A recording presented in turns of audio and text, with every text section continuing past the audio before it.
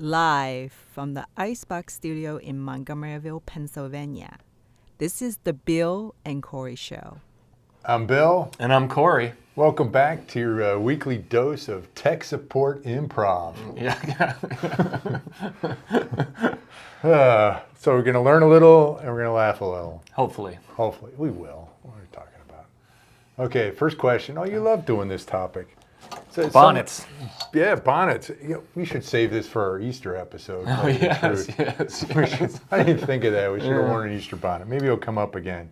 I'm sure it will. Yeah, this is on some of the 3810A regulator, which is a two-stage stainless steel regulator, one of our most popular model. And they had what they thought was a bonnet leak, and there's many back-to-back or back and forth emails and discussions.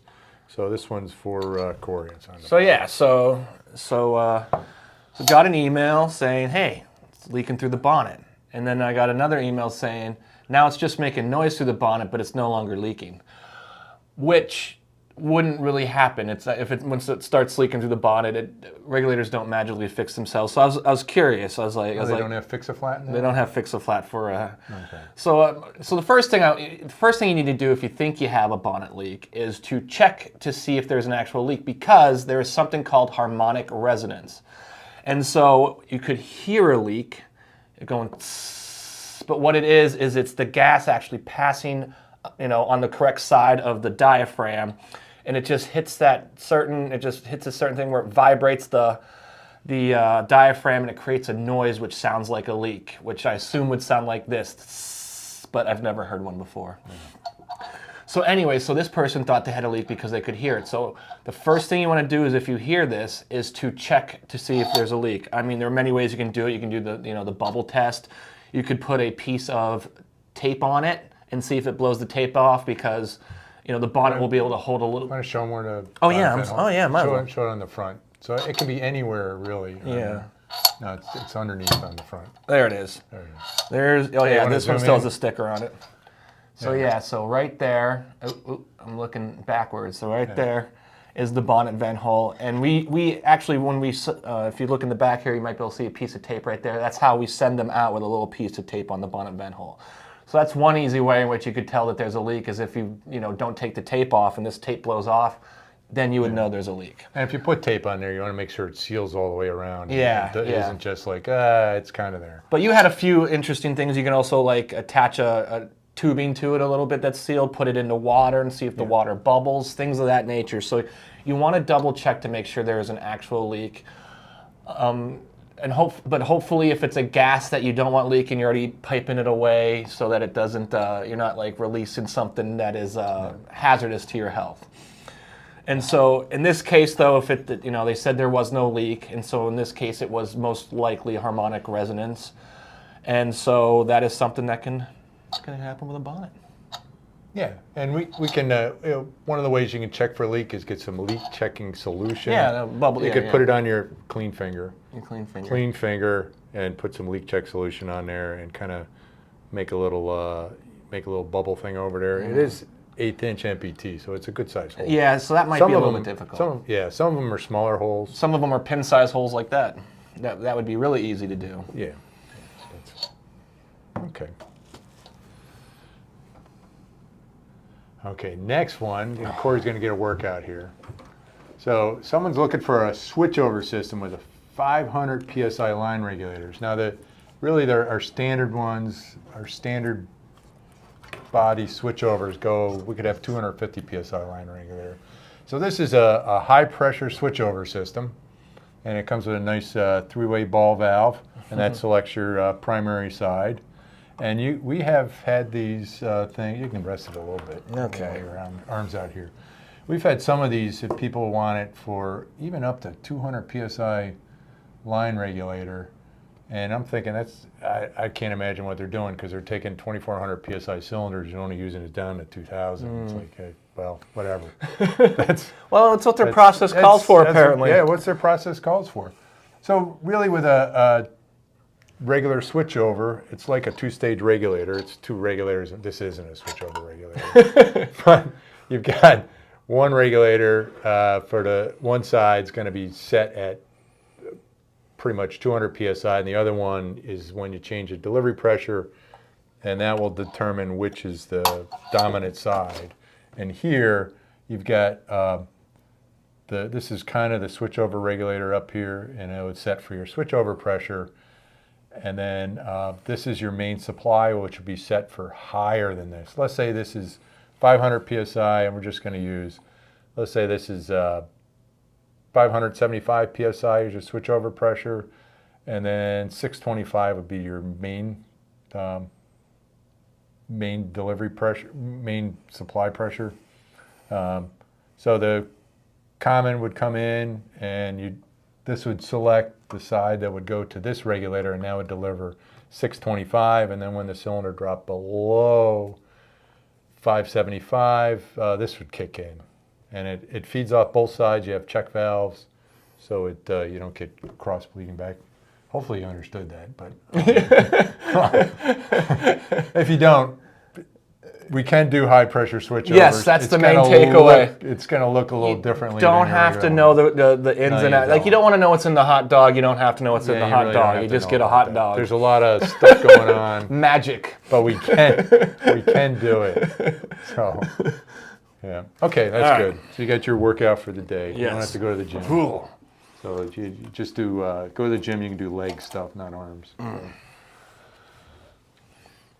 Okay, we had a question, and this is for a company that's doing a new type of battery. Yes.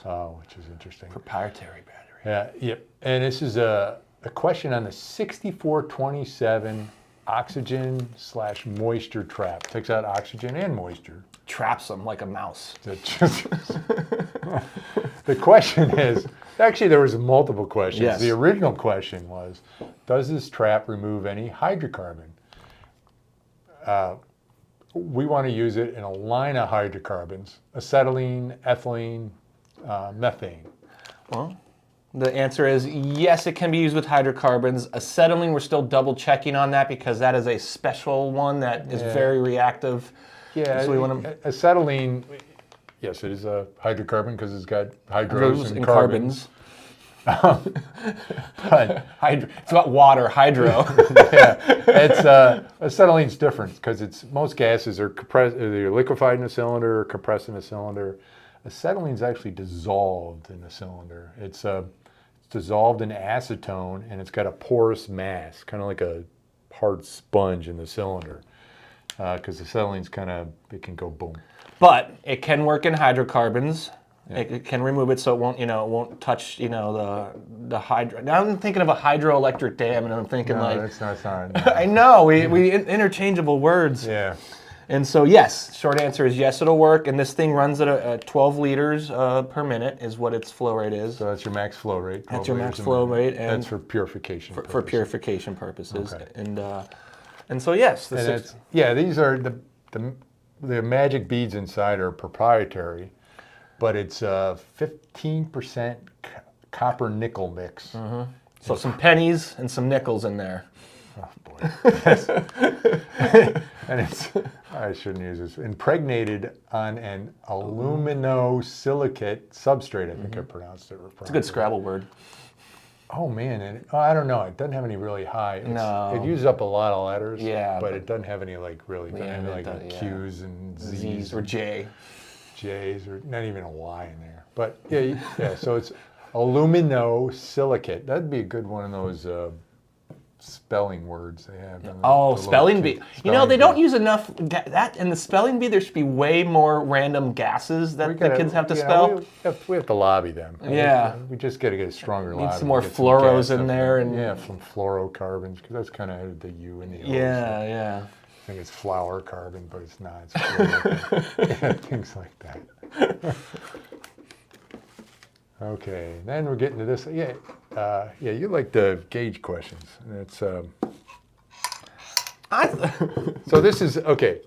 We had a very legitimate question here, and this is a 30-30 regulator, and it's a high delivery pressure, and we can use it on higher pressures than our standard CGAs. And people do order it for lower pressure ones as well sometimes. They'll order it with a 580 on it every once in a while. It's marketed for the regular CGAs, the 580s, 590s, 330s, stuff like that.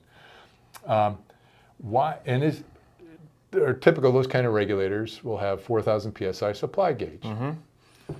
So this one has a CGA 680 on the inlet. And the question was, hey, how come we can't use a 4,000 psi gauge on this? It's a 7,500 psi gauge. Now the CGA 680 kind of looks like a beefier thing going on there. Well, it's beefier, higher It pressure. is beefier. Yeah, it's a little thicker and stuff. Yeah, this is for typically used for 3,500 psi cylinders. So you're thinking, hey, 4,000, that's more than 3,500. You got 500 right there. Yeah. Of a cushion. So that's, yeah, actually, do you want to zoom in? Oh, you are zoomed in. I'm paying attention. So yeah, this is the 4,000 psi gauge. So you can see it would be up, yeah, up about there. So yeah, it seems like, hey, why not? Well, there's a couple things there. One is that even though it's really 3,500 psi, it's rated to 4,700 psi. And it used the CGA 680 is rated. I'm sorry, the CGA 680 is rated to 4,700 psi. Even though they only put 3,500 yeah, in, it's kind of, you were mentioning a weird industry standard. Yeah, they standard. used to do 4,500 psi cylinders, and I think they got kind of phased out, and they said, hey, you have 35, 45, and then 6K. What do you need that intermediate one? You know, come on. Just buy the 6K. Yeah, just buy the 6K. Yeah. Well, the other thing, too, is with gauges, yes, it's a 4,000 psi gauge, but for the working pressure of gauges, they have different ranges. So if you have a steady pressure, which you'd have on a cylinder, the gauge is only rated to 3/4 of full scale value. So on a 4,000 psi gauge, that would be 3,000. So if you had a cylinder above 3,000, that's going to prematurely wear down the gauge. Yep. It's not going to like blow up or anything. No, it's just going to wear it out. Shorten the life of Yep. it. And then if you have fluctuating pressure. Well, if we put the other ones on, we could sell more gauges.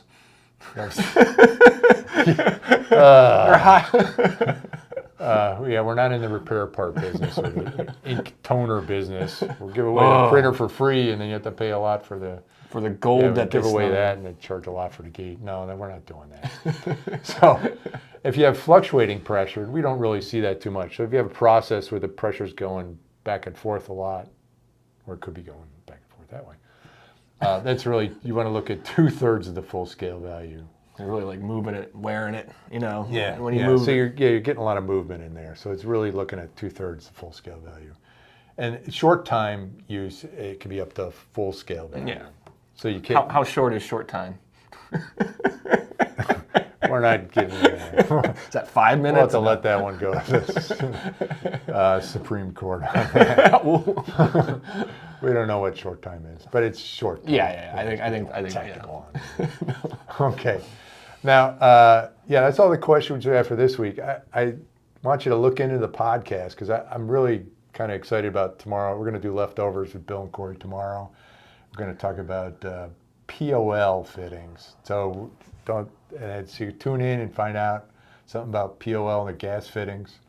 It's a little bit of history lesson. You're going to learn. Yes, because we got a question. A lot of stuff. We got a question on that. Do you have a POL fitting? And I had to look it up. I didn't know what it was. So look for that in the podcast stuff. But if you just want to watch us live, tune in again next week for another edition of the Bill and Corey Show. Set your VCRs.